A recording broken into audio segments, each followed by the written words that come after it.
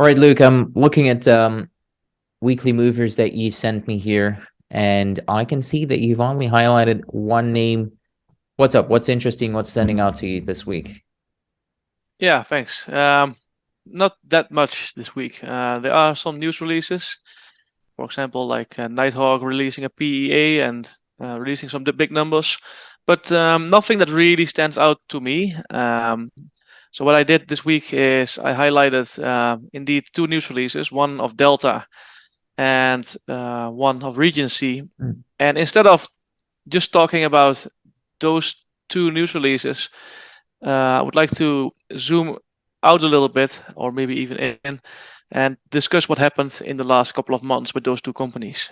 Because everyone who is watching this, I guess, as a junior mining investor, is looking for those 10 baggers or 20 baggers or maybe even 100 baggers we dream of. But how to deal with all these news releases and how to deal with all the price action.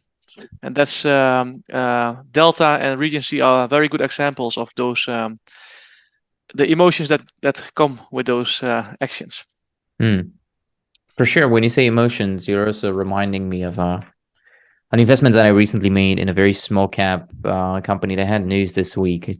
I guess I talked about it on Twitter a little bit as well. It's a Wale Resources, and it's a very small market cap company. And I would joke around with my friends. Oh, imagine if that happened. Imagine a 10x, imagine a 20x, and stuff like that. Obviously, not without risk. I don't want to say that, but I was thinking to myself, imagine this actually doing a 10x. Am I going to be able to hold on, or when I see the amount of money, which for me would be a significant amount of money, like my hands are going to be itchy. I'm going to be scared. I'm going to want to secure that. So yeah, how do you deal with that? It seems like that's what you want to talk about as well. So it's going to be an interesting Yeah, one. yeah, completely. That's also the type of investment or speculation that I love. Looking for $2 or $3 or $4 million market cap companies that are for some reason at that level. In most cases, something went wrong, and sometimes that's a bad drill hole, or sometimes it's management related, sometimes it's dilution related. But for some reason, these companies end up at 2 or 3 million market cap, and some of them still have a pretty good share structure. And I think for Awali that's the case. I don't know it very well. I own a little bit of stock, but at $3 million, of course, there's a lot of upside if there's a proper project and team, and of course you need to have some luck with making a discovery or getting good results. And Regency is the one example that I have today. Is it started at 7 cents? Well, it started actually a little bit higher. It started at 25 cents when it IPO'd in 2022.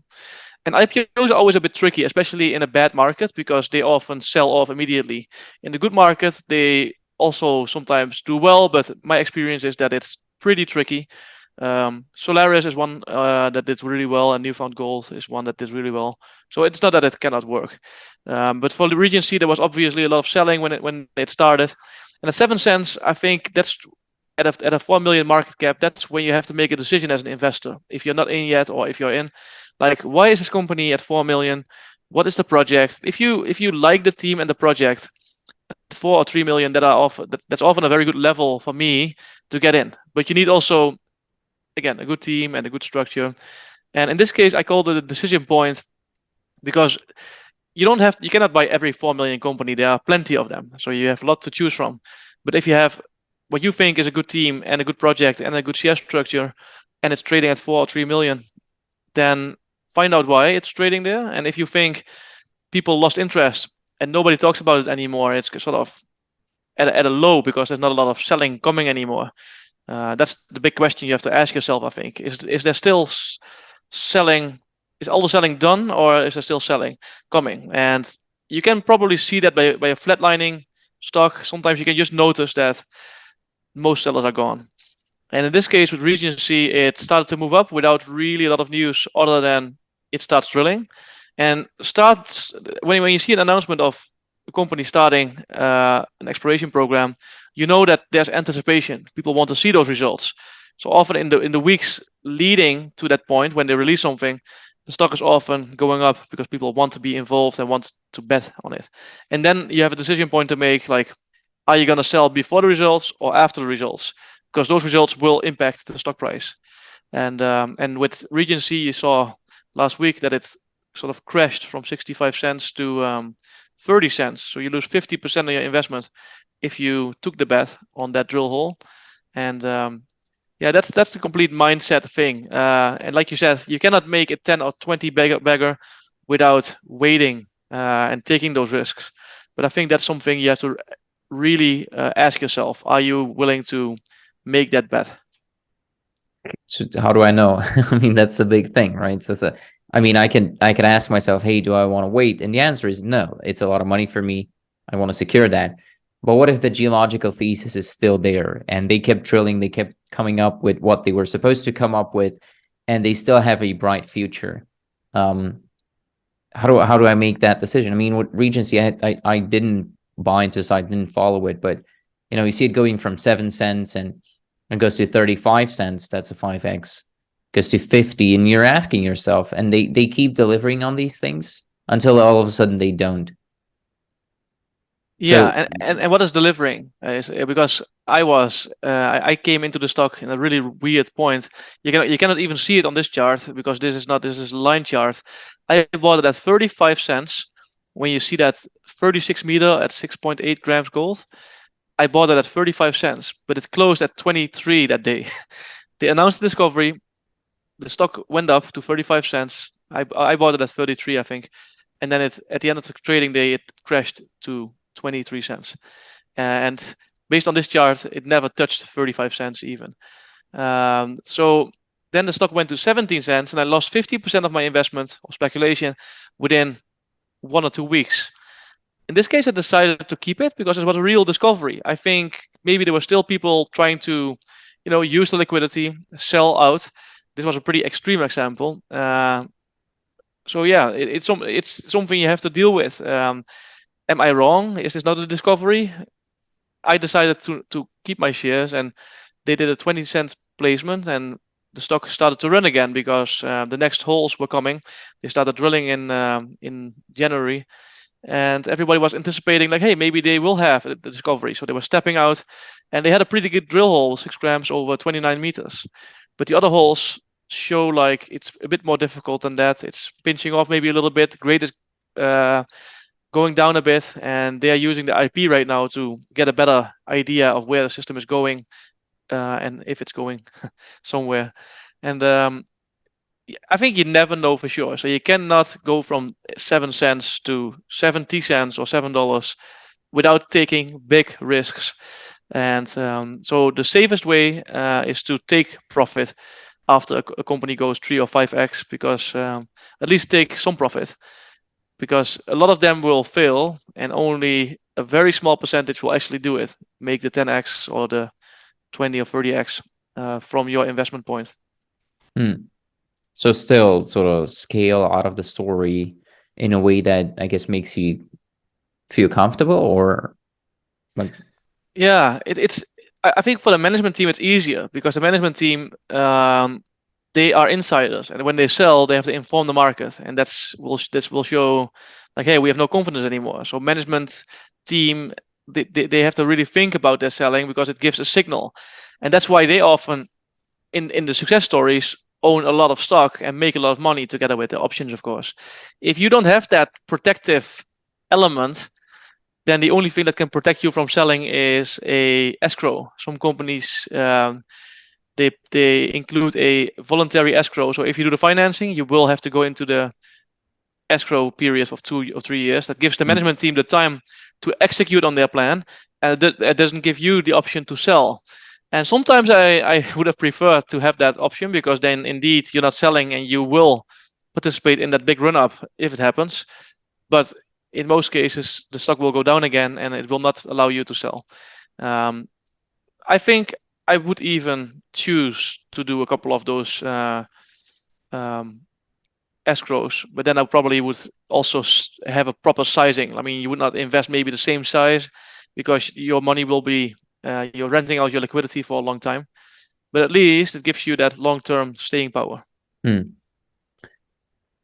That's on Regency Silver, but if I look at the chart, it's not the same chart because you sent me the candle chart, but on Tower Resources, it looks more or less the same. It only fell not as quick. And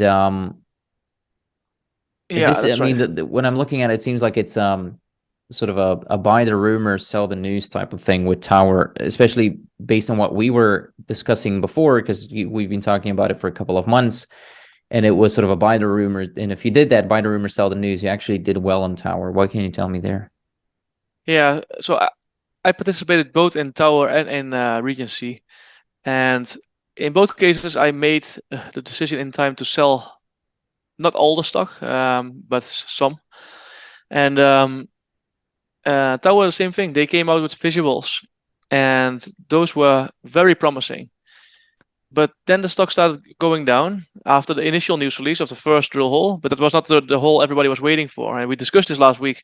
But the reason I show it again is there was a decision to be made for the investor. And I think in hindsight, and hindsight is very easy, especially with visuals, if you're up 100% or more and you're really waiting for that last hole and that the hole is going to dictate everything, then it's better to sell some and allow yourself to buy more and at a higher price, but with more certainty. Because if that hole came back with a very impressive grade, let's just say 130 meters of 2% copper or gold, then you know, okay, this could be game on, and the next weeks and months are gonna be that hype that everybody's looking for, where the stock is just going up week after week. So maybe better to sell some at least and pay a little bit more with more certainty. So we don't have to go through the complete Tower story again, but the reason I show Tower and Regency is indeed because they are a bit similar.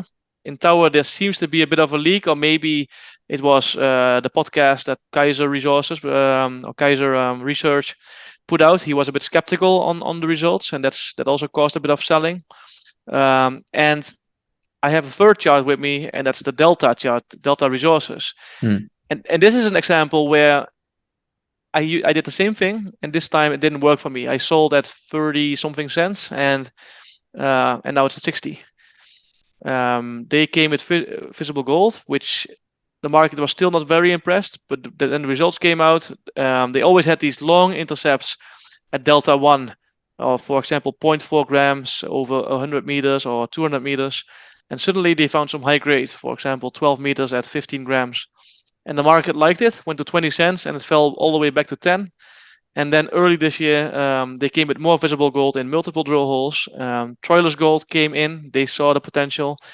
Other companies started staking ground or buying ground close to Delta. So there were more people realizing, hey, this could be something. And since then, they have released 100 meters of 1.3 grams and 90 meters of 1.2 grams, 26 meters of 4 grams. So that it is a very big system, that's for sure. It's a big gold system. But the initial holes, like in 2020 and 2021, were pretty low grade, and now the grade seems to go up the more they go to the east. And in this case, I have the impression that big market participants, maybe even corporates or strategics or funds, really see a big discovery here because there was a 4-month hold coming off, and that's why I sold. I was expecting those people to sell, and I think they did, but there was enough buying volume to absorb it all, and it went to 60 cents. Hmm. They announced a bought deal, and bought deals are often real selling triggers. In 80% of the cases, a bought deal triggers a selling event. And in this case, so far, Delta is holding up quite well. So I'm very curious to see if this bought deal pushes the stock down again, or if the momentum is so strong that it actually continues to maybe even a dollar. Why is that the case? Like, why do bot deals push stocks down in 80% of the times? Yeah, so if a company does a non-broker placement, they choose themselves who are participating. So people can ask, "Hey, can I participate?" And they could tell the investor, "No, sorry, we already are a full commitment from a couple of strategics or a couple of funds." So they choose themselves who become the investors, and they talk to those investors so they know what the expectations are. And often they then have a certain say in, okay, we will go with you because you are a loyal investor. In a bought deal, you give that away to a broker, and you have no control over who gets your stock. And there may even be a little bit of playing around. People may start buy it in the market and then sell a little bit and buy it in the placement, back in the placement. So people buy in early and then sell their stock, so they have a certain certainty of making some money. So a bought deal, it just gives you not the same level of control over who become your investors. And often bought deals are pretty substantial size as well. This is 8 million for a 40 million company, so it's a 20% dilution. And if 20% goes to a lot of different people, then you can expect that in 4 months' time, those people will sell because they will keep the warrant and sell the stock. And it happens that bought deals, that they result in a positive share price after a number of months, but in most cases, I actually did a study on it recently. In almost all cases, like 80%, stock will go down in the months after. Okay. Bond deals. I didn't know it was 80%. That's interesting. Well, what are your sort of main takeaways here? If you were, you're showing this to someone as inexperienced as I am, what are your main three takeaways from these three trades here? Yeah, so I added those purple arrows, and I think you have to make a decision. And I think those purple points were decision points. I decided to buy Delta stock at 5, 6, 7 cents. My average became around 6, I think, 7. And why? Because I've been following this team for a number of years. I've talked to them a number of times. They have presented the story. I like them. They did very proper financings. You could see on the left hand side of the screen that Delta only had 36 million shares out in 2021 after a number of years of exploration. They didn't give a lot of warrants away, so they did a proper job. But then they tried to finance at a higher level. They couldn't get it done, and finally they financed at 27 cents, and a lot of those shareholders sold after 4 months. And you can see in the red, 4 month hold period ends, and that's exactly when it started to really sell off from 22 cents to ultimately 6 cents. And at 6 cents, there was a $2.5 million company with still about 2 million or $1.5 million in the bank, and the results were not even out. So people sold before the results. So they invest for a certain reason, and they sell before the question is answered, as Rick Rule would put it. And I thought, okay, they're still not completely cashed up, but they still have money in the bank. They will still release the results. It's still a good team at 2.5 million market cap. That's a good, proposition, and it worked out for me in this case. It will not always work out like this, but if you find the good teams that are undervalued for a certain reason, and in this case, 2.5 million sounded pretty undervalued to me. That's a decision point. But then also before those essays come out, you have to make a decision. Am I going to wait for those essays, or am I just going to sell it at a double or triple and, not wait for those results and only buy back in when the results are good? And in this case, they are good, but it's still not easy to. Now there's a financing, a bought deal, so it's still not very clear what to do, and that's why I think you have to, for yourself, make a decision. How am I going to decide? When am I going to decide? And am I going to keep everything, or will I sell a certain portion of the stock or everything? And that's something you need to decide yourself. But I think you have to make a decision and not just wait and realize later that you made a mistake. In the last couple of weeks, we talked about these stocks in particular, of course, also about other stocks. 2 of them failed. So it shows again that it's not an easy market. And Delta did well. We talked about other stocks as well, and we probably come back to those as well. But I think it's really something to think about a lot. Like, what am I going to do with my investments? And that means each of them. So if you have 20 investments, you have to have a plan for all 20 of them. And sometimes that's just buy and hold, because it's going to take some time before all your questions are going to be answered. But sometimes you have to be more active, and that's up to the investor.